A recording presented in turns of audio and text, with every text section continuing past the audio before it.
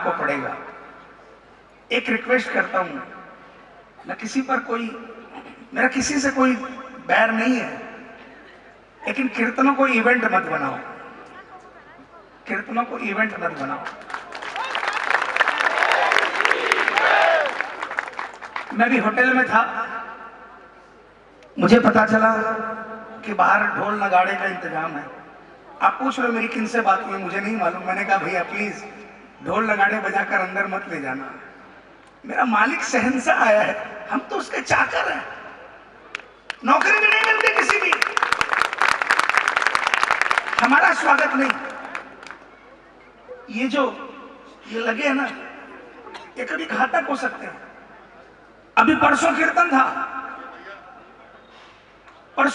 Speaker के अंदर में गिर गया, स्पीकर में आग लग गई। यदि किसी प्रेमी के कपड़ों पर गिर जाए और जब ये उछलता है ना, और जब ये पटाखे बजते हैं ना, तो भजन में ध्यान नहीं रहता प्रेमियों। ये मन बड़ा चंचल है, कैसे तेरा भजन करूं। ऐसे ये पापी मन लगता नहीं।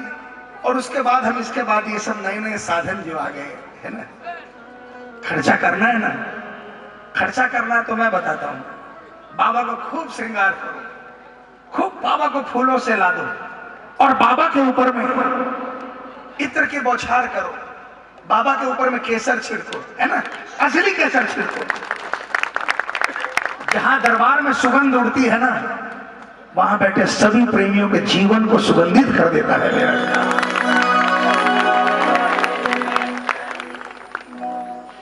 बोलिए सांचे दरबार। कलकत्ता में एक बात, उसके 6 बेटियां, कोई बेटा नहीं, उन 6 बेटियों का कोई भाई नहीं था और मां भी नहीं थी। और बाप इतना गरीब कि 1800 रुपये महीने की नौकरी करता, और अगर अपना नाम भी लेना पड़े तो कम से कम 2 से 3 मिनट उसे अपना नाम लेने में लगते, वो इतना हकला था।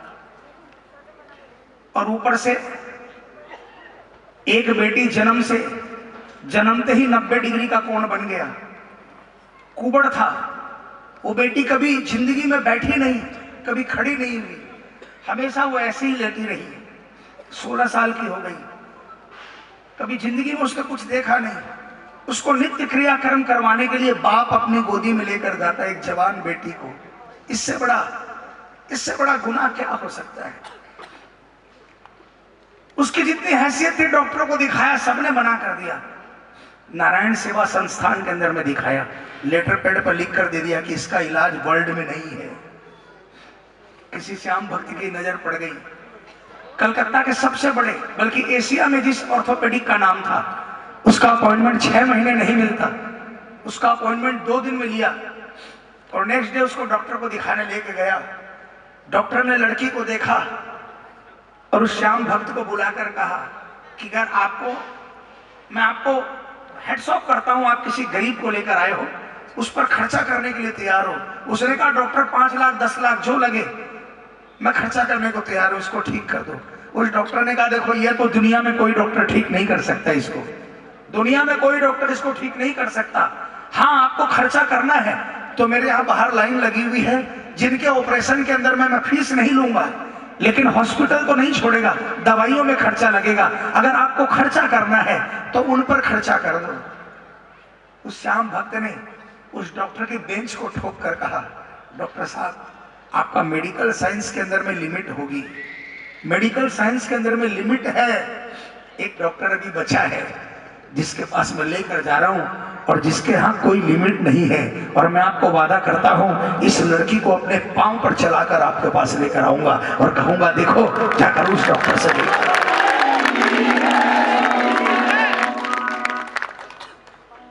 मेरे घर से सिर्फ 500 मीटर की दूरी पर वो परिवार रहता था। मैं हर रक्षाबंधन पर उस परिवार में जाता। मेरी दोनों बहनें बाहर रहती है, कभी वो आ जाती, कभी मैं चला जाता, कभी नहीं आना जाना होता, लेकिन मैं हर साल उसके यहाँ राखी बंधाने जाता था।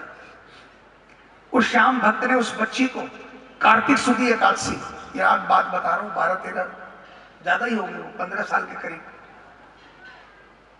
कार्तिक सुदी एकादशी पर उस परिवार को लेकर रिंगस गया और रिंगस में उस लड़की को व्हील चेयर पर किसी तरह बैठाकर बेल्ट बांधकर, हम लोग 10-12 लड़के लोग थे, रिंगस से खाटू पैदल चले। मैं गवाह हूं उस बात का। बाबा के मंदिर में उस बच्ची को बाबा के मंड के बाहर उसको लेटाया गया और पुजारी जी से उसको झाड़ा दिलवाया गया और उसके बाद उस बच्ची को भेज दिया गया कलकत्ते। उसके बाद किसी को पता नहीं क्या हुआ। अगस्त महीने में, ठीक 9 महीने बाद, अगस्त महीने में रक्षाबंधन के दिन मैं उसके घर में हर साल जाता, वैसे ही गया। दरवाजा खटखटाया 2 बार 4 बार, 5 मिनट तक दरवाजा नहीं खुला। मुझे लगा कि कोई नहीं है। मैं घूम कर जाने के लिए जैसे ही मुड़ा, दरवाजा खुला और दरवाजा खोलने वाला कोई और नहीं, वही लड़की जो जिंदगी में कभी नहीं खड़ी हुई। उसने दरवाजा खोलते चिल्लाकर बोला, मामा जी, आपके बाबा ने मुझे जिता दिया, आपके बाबा ने मुझे खड़ा कर दिया। बोला, मामा जी, मेरे पास टेलीफोन नहीं था, मेरे पापा के पास फोन नहीं था, इसलिए आप लोगों को खबर नहीं दे सके, किसी का नंबर नहीं था। मैं इंतजार कर रही थी कि रक्षाबंधन आएगा तो आप आओगे तो खबर लगेगी आपको। दौड़ कर गई, अपना बस्ता लेकर आई। उसने अपने बस्ते को खोल कर दिखाया, देखो अब मैं पढ़ने जाने लग गई हूँ स्कूल में, 16 साल की उम्र के अंदर में। और आज बाबा की कृपा से वो अपना वैवाहिक जीवन जी रही है। उसके एक बच्चा है बाबा की कृपा से, और वो खूब मौज में जी रही है। जिस दिन उसको डॉक्टर को दिखा के लाया था, उस दिन से उसका बाप कीर्तनों में जाने लग गया था। उस दिन से वो कीर्तन भजन सुनने लग गया था। कीर्तन में वो ताकत है प्रेमियों, जो आपका बिगड़ा हुआ काम बना देगी। मैं विश्वास दिलाता हूं, 35 सालों के अंदर में, 35 सालों के अंदर में नक्षत्र बदले, ग्रह बदले, राशियां बदली, लेकिन मैं गर्व से कहता हूं कि चाहे कुछ भी लिखा हो किस्मत में, मेरे श्याम ने हमेशा अच्छा किया। कभी महसूस नहीं होने दिया कि ये राशि तेरी गड़बड़ थी, क्योंकि जो इस पर भरोसा करता है, जो इसका कीर्तन करता है, अगर उसका कोई ग्रह खराब भी होता है ना, तो उससे सेटलमेंट करने के लिए श्याम जाता है और उससे सेटलमेंट करके आता है। इसीलिए बोलता हूं, कीर्तन करो प्रेमियों। बोलिए साचे दरबार की, बोल खाटू नरेश की। आज रात को आप जग रहे हो ना, कितने बजे अभी? देखो 12 बज रहे हैं ना, आधी रात हो गई, ठंड हो रही है, आप कीर्तन कर रहे हो। अच्छा, भोग लग रहा है, ठीक है।